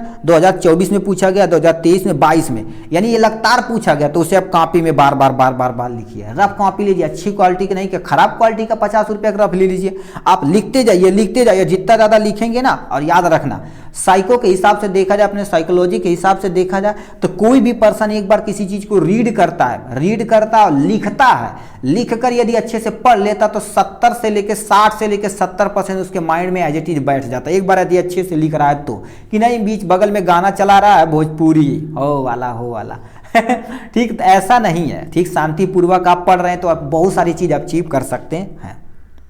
ठीक है, लिखा इसके लिए तुम्हारे पास, इसके लिए दमनकारी शत्रुओं की चेतना को यानी क्या लिखा है, छिछोड़ना चाहिए। ठीक है, उत्पीड़क शत्रु को नहीं बल्कि सभी लोगों को हिंसा के जरिए सत्य को क्या होगा, स्वीकार करने के विवश करने के बजाय सच्चाई की मार्ग पर उन्हें चलाना चाहिए और स्वीकार करने के लिए प्रेरित करना चाहिए। कि नहीं, जबरदस्ती नहीं करवा तो मारा 50 मुक्का। ठीक है, तो ऐसा नहीं करना चाहिए। लोगों को सत्य के मार्ग पर चलाना चाहिए और चलना भी चाहिए। हिंसा नहीं करना चाहिए, हमेशा हिंसा की मार्ग पर ही चलना चाहिए। ठीक है, ये लिख रखा। इस संघर्ष में अंततः सत्य की जीत होती है। गांधी जी की, गांधी जी का अटूट विश्वास था कि अहिंसा का धर्म सभी भारतीयों के एकता का क्या होगा, सूत्र था। ठीक है, सूत्र में क्या होगा, बांधा जा सकता। उन्होंने कहा था अहिंसा मतलब सत्य के जरिए हम क्या कर सकते हैं, सभी के दिलों को आराम से जीत सकते हैं। ठीक है, इन्होंने यही कहा था। ठीक है, और क्या क्वेश्चन दिया हुआ, नेक्स्ट क्वेश्चन क्या पूछ दिया, यहाँ से समझते हैं। ये थोड़ा सा लेंदी है भाई। ठीक है, प्लीज़ आप थोड़ा सा इसे मैनेज करिएगा। ऊपर वाला हम पढ़ देंगे, आपको दिखा देंगे। ठीक है, इस तरह से हम क्या कर देते हैं, लिख रखा है भारत में राष्ट्रवाद के उदय के प्रमुख कारणों की व्याख्या करना है। ये क्वेश्चन देखा जाए तो 25 नंबर का अथवा क्वेश्चन, मान लेते ऊपर वाला आप नहीं करना चाहते गांधी जी वाला, तो ये भी कर सकते हैं 150 शब्दों में। क्या लिख रखा है, भारतीय राष्ट्रवाद का जन्म उपनिवेशपूर्ण काल के प्रारंभिक देशभक्ति में हुआ था। सत्ता के लिए राजनीतिक संघर्षों के आरंभ में बहुत पहले ही भारतीय समाज की, ठीक है, एक निजी संस्कृति क्षेत्र में अपने राष्ट्र कल्पना करने लगा था। ठीक है, भले ही यानी राज्य का, ठीक है, उपनिवेशकों के हाथ में था। ठीक है, बस उसी समय उसी जगह जाकर सभी प्रभुसत्ता के प्रभुसत्ता ने अपने स्वयं के क्षेत्र में कि सोचा और भारतीय आधुनिक 19वीं सदी के आरंभ में वर्षों के भारत में क्षेत्रीय आधार पर ऐसी भावनाओं का विकास होने लगा था जब जन्मभूमि की परिभाषा देश के वतन नाड़ू के रूप में जाने लगा था। ठीक है, तो ये सब सारी चीज़ें आपको क्या करना पड़ेगा, इतना चीज़ आपको क्या करना पड़ेगा, लिखना पड़ेगा। ये थोड़ा सा लेंदी आपको पढ़ना पड़ेगा। इसी में और भी नीचे दिया गया है, यहाँ से आप क्या कर सकते हैं, आधुनिक राष्ट्रवाद का उदय का कारण क्या था, यहाँ से आप हेडिंग डाल के ऐसे क्या करेंगे, लिखेंगे। ठीक है, ये राष्ट्रवाद थोड़ा सा अच्छा से पढ़ेंगे ना तो बहुत मज़ा आता है। ठीक है, इसमें ब्रिटेन राष्ट्रवाद के लिए किया गया था कि कैसे अंग्रेजों को क्या कर दिया गया था, हटा के अपने देश से भगा दिया गया था, इसके बारे में बताना। नेक्स्ट में क्या लिख रखा है, भारत की संघीय शासन व्यवस्था की विशिष्टताओं का तुम्हें क्या वर्णन करना, कितने वर्ड में, 150 वर्डों में करना पड़ेगा। ठीक है, अब हम करते हैं यहाँ से। ठीक है, अब बताइए, किसी भारत के संघीय व्यवस्था के यानी उसे मेंटेन करने के लिए हमें तगड़ा कानून लगाना पड़ेगा। क्या लिखा है, संघवाद एक ऐसी शासन है जिसमें शासन की शक्तियों के बंटवारा केंद्रीय सरकार तथा प्रांतीय सरकार के बीच कर दी जाती है। भारत में 2 स्तरीय संघीय व्यवस्था है, संघ सरकार, राज्य सरकार। मतलब एक तुम्हारे पास क्या होता है, राज्य सरकार का होता है, जैसे तुम्हारे पास स्टेट लेवल पे होता है, एक तुम्हारे पास क्या होता है, पूरे सेंट्रल लेवल पे होता है। भारतीय संगठनात्मक शासन की प्रमुख विशेषताएं जो नीचे दी गई हैं, अब इसे प्लीज ध्यान से सुनिएगा, हम ऊपर पढ़ते हैं। लिखा है केंद्रीकृत यानी संघवाद होना चाहिए। दूसरा, कठोर संविधान, यदि कठोर संविधान रहेगा कि लोग ये करेंगे तो ये सजा तुरंत तत्काल देनी चाहिए, तो कोई भी अवहेलना नहीं कर पाएगा किसी चीज़ का, ऐसे देश के प्रति कुछ भी कहा नहीं पाएगा। 2 स्तरीय शासन व्यवस्था होनी चाहिए, यानी एक संघ सरकार के द्वारा, एक राज्य सरकार के द्वारा होनी चाहिए। यानी तुम्हारे पास शक्तियों का बंटवारा, शक्तियों को अलग अलग लेवल पे बांट देना चाहिए कानून को व्यवस्था को करने के लिए। ठीक है, ये चीज़ करना चाहिए। फिर क्या लिखा, एकीकरण नगर पालिका होनी चाहिए। ठीक है, झगड़े को निपटाने के लिए छोटा पुलिस होना चाहिए। जैसे प्रेजेंट टाइम में अब कोई चीज़ यूपी 100 बुला देते हैं, यूपी 100, वो आती है अपने झगड़े को स्तर लेवल पे समझाने की कोशिश करती है, यदि नहीं होता फिर थाने लेकर जाती है। ठीक है, राज्य के अपने संविधान नहीं होना चाहिए, मतलब हर एक राज्य के नहीं कि मान लेते छोटा सा राज्य है हम अपने अनुसार इसे चलाएंगे, ऐसा नहीं होना चाहिए किसी भी राज्य का, कि नहीं हमें आग मुख्यमंत्री है बोलबा तब मरबो करब, ऐसा नहीं होना चाहिए। किसी भी देश का संविधान का पालन करना चाहिए। शक्तिशाली तुम्हारे पास क्या होना चाहिए, न्यायपालिका होना चाहिए। न्याय देखा जाए धर्म, वेशभूषा, लिंग आधार पे हमें नहीं करना चाहिए, अच्छा तू ये जात का हवा, ये हमारे जात का हवा, एक हम न्याय दे दे, ऐसा नहीं होना चाहिए। जो दोषी है उसे दोषी ठहराना चाहिए। बीती तुम्हारे पास क्या लिखा, सत्ता होनी चाहिए। सरकार चलाने के लिए, अपनी जिम्मेदारी निभाने के लिए केंद्र सरकार, राज्य सरकार दोनों का इस पे काम करना चाहिए। जो संविधान का क्या करना चाहिए, पालन करना चाहिए। ठीक है, ये हो गया इनके बारे में। नेक्स्ट में क्या कह दिया यहाँ पर, भारत एक पंथ निरपेक्ष देश है, ये तो सही है। किन्हीं 3 प्रावधानों को तुम्हें धावनों के आधार पर तुम्हें स्पष्ट करना पड़ेगा। ठीक है, तो ये देखा जाए तो तुम्हारे पास क्या होगा, कितना नंबर क्वेश्चन है, धर्मनिरपेक्ष 26 का अथवा वाला ये क्वेश्चन है। अब इसको कैसे लिखना पड़ेगा, ध्यान से सुनिए। लिखा है धर्म यानी भारत एक पंथ निरपेक्ष, ये कहाँ से आ जाता है जी, भारत एक पंथ निरपेक्ष देश कहा जाता है क्योंकि धर्म निरपेक्षता का मूल्यांकन किया जाता है। यहाँ पर देखा जाए तो अलग अलग धर्म के लोग प्रेजेंट हैं, जो सबसे सुटेबल, जाति धर्म इस सब के आधार पर हमें नहीं लड़ना चाहिए। अब बताओ, एजुकेटेड लोग, पढ़े लिखे लोग ऐसे लड़ते तो हमको बहुत बुरा लगता है। ठीक है, ये हो गया। अब तो वो तो बड़े लेवल, अब तुम सोचो हम सब ऑफलाइन कोचिंग चलाते हैं, हम सब लोग बगल के ही कमरे में रहते हैं ना, छोटे छोटे बच्चे रहते हैं 10th के। अब वो जाति धर्म पे लड़ने लगते हैं कि तुम्हारा जाति ये है, ये नहीं खाना चाहिए, तुम्हारा भगवान ये है वो है, ऐसा नहीं करना चाहिए। ठीक, अभी तो बच्चे हैं, लोगों को एजुकेट किया जाएगा तो सुधर जाएंगे। बट बड़े से बड़े लोग क्या कर देते हैं, एकदम अच्छे से अच्छे एजुकेशन, जात धर्म के लोग इसी पे लड़ मर रहे हैं। सभी धर्मों के समान अधिकार है, स्वतंत्रता का सम्मान किया जाना चाहिए। यही स्वतंत्रता मिलेगा तो हम रोडवा पैसा अथवा फाड़ के चला, कौन मारी भरना से टकला हो जाएगा। ठीक है, इस बात को स्पष्ट करने के लिए विभिन्न तीन प्रमुख प्रावधान को क्या विशेष यहाँ पर दी गई। पहले दे रखा है संविधानी प्रावधान, इस यानी संविधान के अनुसार हमें क्या करना चाहिए, सब काम करना चाहिए। समानता, स्वतंत्रता, सामाजिक न्याय, अधिकार सबको एक समान रूप से मिला है। ऐसा नहीं कि तुम उच्च जाति को तुम्हें ज़्यादा चाहिए, ऐसा कुछ भी नहीं होना चाहिए। ठीक है, बट होता अपने देश में, क्या करेंगे। ठीक है, लिखा है तुम्हारे पास राजनीतिक निरपेक्षता, भारत की धर्मनिरपेक्षता तो राजनीति के स्तर पर दिखाई गई है। धार्मिक, तुम्हारे पास लिखा प्रक्रियाओं में धार्मिक विचार तथा धार्मिक विचारधारा का अपमान नहीं होता है। ठीक है, अबे किसी भी धर्म का आपको अपमान नहीं करने का अधिकार है, ये सब कहना का। ठीक है, सामाजिक एकता, समाज में एकता होनी चाहिए, एक दूसरे की समानता, सम्मान तथा सहयोग से रहना चाहिए, जो गांव में देखा जाए सबसे सूटेबल है। अब शहर में देखेंगे ना, ये पर अपने रूम में क्या कर रहे हैं इससे किसी कोई मतलब नहीं है, हल्ला दंगा तोड़ फोड़ कुछ भी नहीं।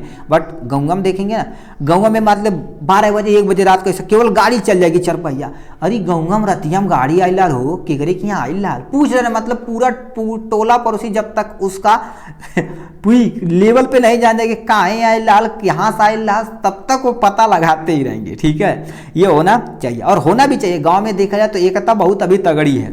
ठीक है, अभी बहुत तगड़ी है, धीरे धीरे अब खत्म हो रही है, बट बहुत तगड़ी अभी है। ठीक है, तो ये 3 चीज को क्या करना पड़ेगा, आपको अच्छे से बताना पड़ेगा। तो लिखा प्रावधानों के माध्यम से भारत को धर्मनिरपेक्ष देश के रूप में विश्वास दिया जा सकता है। धार्मिक समुदाय की समानता और स्वतंत्रता के आधार पर किया जाता है। ठीक, इतना हो गया इनके बारे में। नेक्स्ट में लिखा है भारतीय वनों के आर्थिक महत्व को तुम्हें स्पष्ट करना है। जो भारतीय वन है ना, उनके बारे में ये देखा जाए तो 27 नंबर का नहीं, 27 नंबर का क्वेश्चन है। कितने नंबर का है, 6 नंबर का क्वेश्चन है।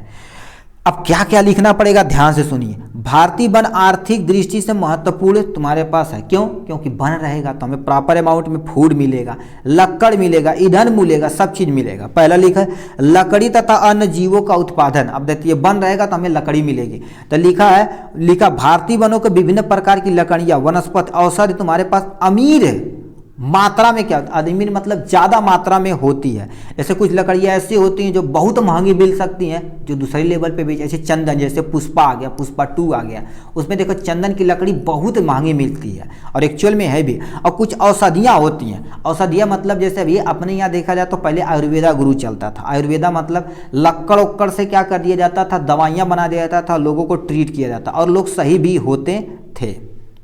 वही चीज बता दिया। अन्य फल, ठीक है, तुम्हारे पास या औषधियाँ हो गया। अन्य फल तुम्हारे पास क्या, वन जीवों के महत्वपूर्ण भूमिका निभाते हैं। यदि वन रहेगा तो हमें क्या मिलेगी, प्रॉपर में फल मिलेगा। वन जीव में रहने वाले जो भी तुम्हारे पास जीव जंतु हैं, अब हम वन को काट रहे हैं, फिर उनके लिए घर बना रहे हैं, जू, ठीक, चिड़िया घर बना दी, उन्हीं के लाख हम पाल रहे हैं देखने के लिए।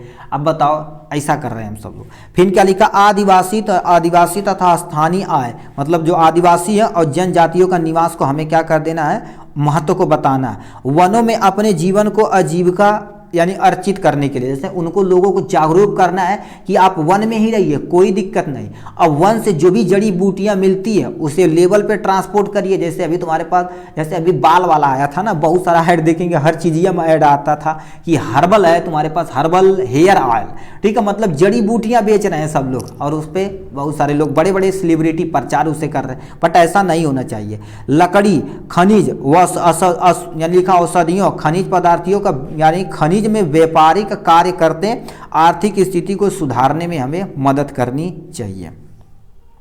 ठीक है, यानी लिखा पर्यावरणिक यानी पर्यावरण की सेवा करनी चाहिए, वन को काटना नहीं चाहिए। पर्यावरण आप यानी आधारित पर्यटन हमें बनाना चाहिए, उसको ऐसे ही रहने देने चाहिए, पर्यटन बना देना चाहिए। छोटे छोटे पे लोग टूरिस्ट देखने आएंगे, अपना काम करेंगे। ठीक है, जैसे अभी तुम्हारे पास ऐसे कुछ ऐसे हैं वन, जिसमें आप क्या कर सकते हैं, जू में आपको गाड़ी में बंद करके उस शेर के पास से गुजारा जाता है, मतलब वन को लाभ होता है। ठीक है, पैसा भी मिलता है, लोगों को इंटरटेनमेंट भी मिलता है। लिखा भारतीय वन केवल अन्य जीवों के लिए महत्व नहीं बल्कि आर्थिक भी महत्व, आर्थिक मतलब पैसा के लिए कैसे महत्वपूर्ण है, इसके बारे में आपको एक्सप्लेन करना पड़ेगा। नेक्स्ट में क्या लिख रखा है यहाँ से, नेक्स्ट में क्या क्वेश्चन पूछा है, भारत में खनिज तेल पेट्रोलियम उत्पादन एवं वितरण का वर्णन करना, मतलब अपने यहाँ पेट्रोलियम निकाला जा सकता है कि नहीं, यदि निकाला जा सकता है तो क्या चीज़ है, इसके बारे में आपको बताना पड़ेगा। इसमें क्या लिखा, भारत में खनिज तेल पेट्रोलियम का उत्पादन वितरण एक महत्वपूर्ण क्षेत्र है जो देश की आर्थिक विकास के लिए बहुत ज़्यादा महत्वपूर्ण हो सकता है। जैसे अभी तुम्हारे पास सऊदी अरेबियन, ठीक है, देखा जाए तो वहाँ पर तुम्हारा दुबई वगैरह देखा जाए तो तेल की खान में खान है, कोई टेंशन ही नहीं है, ठीक है, पैसा ही पैसा है तो दो ही तुम्हारे पास लिखा है, पहले खनिज तेल का उत्पादन, यानी खनिज तेल का प्रमुख उत्पादन राज्य तुम्हारे पास होना, जैसे आयल नेचुरल गैस कारपोरेशन, ठीक, आयल इंडिया लिमिटेशन, और तुम्हारे पास NMPG, और तुम्हारे पास प्राइम इंडिया जिसे हम क्या बोलते हैं क्लेम इंडिया। ऐसी कंपनियां क्या कर देते हैं, तेल के खनन के लिए विभिन्न क्षेत्रों में काम कर रही हैं और उस पर नई नई तकनीकों का क्या कर दिया, तेल उत्पादन के लिए को अधिक करने के लिए नई तकनीकों का यानी उपयोग किया। बताओ, तेल अपने यहाँ यदि मिल जाएगा तो उसे शुद्धिकरण किया जाएगा, मिलता है बट शुद्धिकरण करने में हमें बहुत ज़्यादा पैसा लग जाता है, इससे थोड़ा सा महंगा हो जाता है, इसलिए हम दूसरी कंट्री से मंगा लेते हैं, ठीक है। रिफाइनिंग क्षेत्र मतलब जो तेल वाली चीज़ें हैं, ठीक है, रिफाइनिंग मतलब तेल निकाला गया धरती से तो उसे साफ किया जाएगा ना, तो रिफाइनिंग क्षेत्र मिल जाएगा, चाहे पेट्रोल डीजल केरोसिन गैसोलीन कुछ भी हो उसे परिवर्तित किया जाएगा साफ करके, फिर बाजारों में उपलब्ध कराया जाएगा। वितरण नेटवर्क, ठीक है, नेटवर्क मतलब आप बना दिए, आप बेचने का कुछ जरिया ही नहीं है, नेटवर्क होना चाहिए। अच्छा, यहाँ से निकाले, इस मार्केट में गए, इसमें ये हो गया, नेटवर्किंग तगड़ा होना चाहिए। जैसे आप छोटी सी दुकान खोलते हैं तो आपके पास कोई भी चीज़ है तो आप अच्छे से बेच सकते हैं अकॉर्डिंग टू नेटवर्किंग, ठीक है। यानी गैस पाइपलाइन होनी चाहिए, गैस पाइपलाइन अभी देखो तेजी से बिछाई जा रही है, ठीक है, पाइपलाइन होनी चाहिए कि मतलब ट्रांसपोर्ट की खर्चा हमारा बचे, एक बार खर्चा लगेगा कि यानी बिछवाने में, बट वो बहुत ज़्यादा खर्चा आपका बच जाएगा, उपभोक्ता के पास सीधे चली जाए, ठीक है। वही चीज़ लिखा गया, देखो गैस अभी देखो ना, गैस पाइपलाइन बिछाई जा रही है, लोगों को गैस दिया जाएगा। आप छोटे से शहर में रहते होंगे ना, जैसे मान लेते हैं आप थोड़ा सा शहर में होंगे, ठीक, गाँव में अभी नहीं वो व्यवस्था है, तो गैस पाइप के जरिए हर एक घर में ले आके प्रोवाइड किया जा रहा है। अधिकांश तुम्हारे पास गैस उत्पादक गैस पाइपलाइन के माध्यम से में परिवहन किया जाता है, एक जगह से दूसरी जगह ट्रांसपोर्ट किया जाता है, उपभोक्ता को डायरेक्ट पहुंचा दिया जाता है। आपके घर में मीटर लगा दिया जाएगा, गैस पाइप आएगी, मीटर लगा देगी, जितना यूज करेंगे महीना में बिल निकाल के दे देगी, आप पेमेंट कर देंगे, काम खत्म। ऑनलाइन भी कर सकते हैं या उनके सेंटर पे भी जा कर सकते हैं। तो ये सारी चीज़ें होती हैं। फिर क्या लिख रखा है, आप क्वेश्चन का एक एक स्क्रीनशॉट लेते रहिएगा भाई, ठीक है। यहाँ पर आ जाते हैं, ठीक है। इसमें क्या दिया है, 28 नंबर का अब लास्ट क्वेश्चन की तरफ पहुंच चुके हैं। लिख रखा है भारतीय विकास में ऋण की भूमिका का, तुम्हें ऋण, अब तो ऋण के बारे में आप बहुत सारा लिख सकते हैं, ऋण की तुम्हें क्या करनी है, भूमिका आपको निभाना पड़ेगा। यहाँ से कितना दिया गया उसको आपको लिखना पड़ेगा।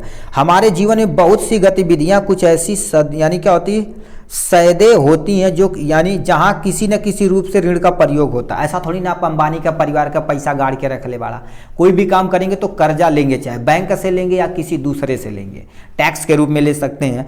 उधार से क्या हो गया, हमारा तात्पर्य ये एक सहमति में है, ठीक है, सहमति से होता है, जैसे अपने रिश्तेदारों से मांग सकते हैं, ठीक है। जहां उधार यानी उधारदाता यानी कर्जदार को, मतलब जो भी कर्जा लेना चाहता को धन वस्तु सेवा मुहैया कराता है और बदले में कर्जदार को भुगतान करने के लिए उन्हें क्या कर देता, वादा लेता है। मतलब किसी कागज पे लिखा लेगा या तुम्हें 10,000 रुपया देगा, कहेगा भाई अगली 1 साल का जो है 2,000 आपका इस पर जो क्या बोलते हैं टैक्स है, ठीक है। तो ये चीज़ें लिखवा लेता है। ऋण उत्पादक की यानी कार्यशील पूंजी के जरूरत को पूरा करता है। मतलब आप जैसे आपको जरूरत है, आप बैंक से सीख गए, आप इतना जैसे हमारे 10 लाख का कर्जा आपको चाहिए, बैंक से ले लिया, आप टैक्स देते आप उसे चुका सकते हैं, ठीक है। ये उत्पादन के कार्यशील खर्चा तथा उत्पादन के समय को खत्म करने में मदद करता है, ठीक है। कई बार में तो उतना पैसा आप कर नहीं पाएंगे, ठीक, अपना जो भी काम व्यापार करना है, कुछ भी करना है तो आप बैंक से ले लीजिए, धीरे धीरे काम करिए, धीरे धीरे पैसा उसे चुका देंगे। इसके जरिए क्या हो गया, वह अपनी कमाई बढ़ा पाता, मतलब बैंक अपनी कमाई बढ़ा पाता और आपका भी व्यापार मिलता रहता है, ठीक है। यही आपको क्या करना पड़ेगा, एक्सप्लेन करना पड़ेगा। नेक्स्ट में क्या दे रखा, भारत में उपभोक्ता आंदोलन का परिचय दीजिए। उपभोक्ता आंदोलन मतलब जो आपके बताएं कंज्यूमर वाला, ठीक, उसके बारे में बताना। लिखा उपभोक्ता आंदोलन भारत में उपभोक्ता के हित की रक्षा के लिए आयोजित किए जाने वाले आंदोलन को कहता है। मतलब ऐसा आंदोलन जो कंज्यूमर के लिए, कस्टमर के लिए सही होना चाहिए, उसी आंदोलन को कंज्यूमर आंदोलन बोलते हैं। ये आंदोलन उपभोक्ता के हित के लिए न्याय, समानता, अधिकार का मांग करता है। मतलब हर एक पर्सन को न्याय चाहिए, समानता मतलब समान रूप से चाहिए, अधिकार मतलब उनका पूरा अधिकार है, ये काम कर सकते हैं। इन आंदोलनों को आंदोलनों का मुख्य उद्देश्य उपभोक्ता के अधिकारियों को निश्चित करना होता है और अन्याय के खिलाफ लड़ना होता है। क्योंकि कोई ज़्यादा महंगा बेचेगा तो इन्हें हम तुरंत पुलिस बुला दें बाबू, ठीक है, ये होता है। जैसे अभी गर्मी का सीजन आएगा ना, तो आप देखा जाए तो पेप्सी देखा जाए तो बहुत सारा तुम्हारे पास ठंडा कोल्ड ड्रिंक वगैरह आता है ना, पेप्सी मतलब कोल्ड ड्रिंक, हम सब लोग गांव में पेप्सिया बोलते हैं भाई, कटले, ठीक है, ये हो जाएगा। तो इस पे क्या कर देते हैं, उस पर यदि कोई ज़्यादा मूल्य लेता है तो आप क्या कर सकते हैं, एक हेल्पलाइन नंबर आता है, उस पर आप क्या कर सकते हैं, उनकी पूरी जानकारी दे सकते हैं। यदि जानकारी देंगे तो आएंगे कंपनी वाले, उनसे सारा प्रोडक्ट उठा ले जाएंगे, वो चीज़ आप कभी भी बेच नहीं सकते हैं। तो ये चीज़ होना चाहिए। फिर क्या लिख रखा है, कुछ मुख्य उपभोक्ता तुम्हारे पास क्या कर देते हैं, आंदोलन में शामिल होते हैं। जैसे यानी जन लोक ठीक पाल आंदोलन, इसमें क्या होता है, मुख्य भ्रष्टाचार को रोकने के लिए किया जाता है। लिखा आंध्र प्रदेश तुम्हारे पास क्या होगा, मीकानिस्ट आंदोलन, इसके खिलाफ क्या हो जाती है, इसमें मीकानिस्ट खिलाफ लड़ाई की जाती है और किसानों को उपभोक्ता को साझेदारी की जाती है। जब किसान आंदोलन हुआ था, ठीक है, उसमें की जाती है ठीक है। नेक्स्ट में क्या लिख रखा है, खाद्य सुरक्षा तुम्हारे पास आंदोलन, खाद्यों को सुरक्षा करने के लिए लेकर किया जाता है, जिसमें अधिक सुरक्षित और अधिक तुम्हारे पास सस्ता खाद मांग की जाती, मतलब जो भी खाद्य पदार्थ हो सस्ता से सस्ता रहे, किसानों को भी आय बढ़ती रहे, ठीक है। तो ये सब चीज़ करना हमें पड़ेगा, ठीक है। तो इतना सारा चीज़ हो गया इनके बारे में। नेक्स्ट क्या दे रखा है, अब दिया गया, अब ये टोटल और टोटल आपका हो गया।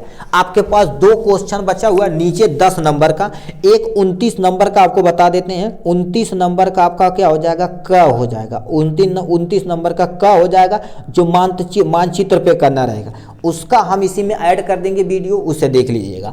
और यदि नहीं ऐड कर पाते तो लिंक में हम डाल देंगे, तो इन्हीं के लिंक में देखते जाइए। 29 का ख यानी तुम्हारे पास क्या हो जाएगा, इसका 2 तुम्हारे पास क्वेश्चन जो 5 5 10 नंबर का, प्लीज इसे आप देख लीजिएगा, ठीक है। क्योंकि ये 10 नंबर मानचित्र पे होता है, जो आपको बहुत अच्छे से आता है, केवल आपको ऐसे वहाँ पर मानचित्र में गुलिया के अपना काम कर देना पड़ेगा, ठीक है। ये हो गए इसके बारे में। तो इस तरह से देखा जाए तो हमने टोटल और टोटल सब कुछ ने क्या कर दिया, अच्छे तरीके से हमने कवर कर लिया है, ठीक है। ठीक, तो ये सारी चीज़ जानकारी हमने A to Z पूरी जानकारी को हमको आपको क्या कर दिए, प्रोवाइड कर दिए, ठीक है। यदि आपको कोई भी परेशानियां हो तो आप जरूर कमेंट बॉक्स में बताइएगा, अपनी राय जरूर दीजिएगा कि हमें अच्छा लगा। और ठीक है कि चौथा भी क्या कर दिए, तीसरा चौथा सेट भी इसी तरह से क्या कर दिया जाएगा, करा दिया जाएगा, आपको सारा प्रोवाइड करा दिया जाएगा फ्री ऑफ कॉस्ट, ठीक है। तो ये चलिए आपको प्रयास यदि अच्छा लगा तो अपनी राय कमेंट बॉक्स में जरूर से जरूर बताइएगा। आज के लिए बस इतना ही, फिर मिलेंगे नेक्स्ट वीडियो में नेक्स्ट टॉपिक के साथ। तब तक के लिए bye bye and take care.